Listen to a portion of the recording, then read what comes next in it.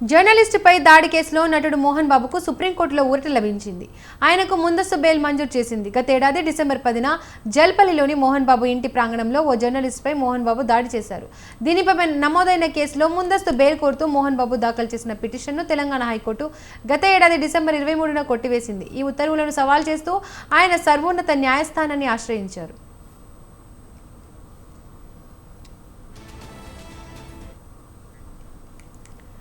గాయపడిన జర్నలిస్టును ఆసుపత్రికి వెళ్లి మోహన్ బాబు పరామర్శించారని విచారణ సందర్భంగా మోహన్ బాబు తరపు న్యాయవాది కోర్టు దృష్టికి తీసుకెళ్లారు. అవసరమైన ఆర్థిక సాయం కూడా చేస్తామని ఇప్పటికే ప్రకటించినట్టు కోర్టుకు తెలిపారు.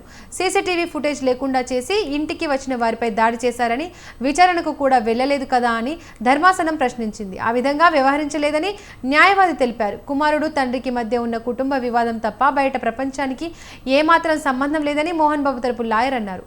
వాదనలు విన్న అత్యున్నత న్యాయస్థానం ముందస్తు బెయిల్ మంజూరు చేస్తూ ఉత్తర్వులు ఇచ్చింది.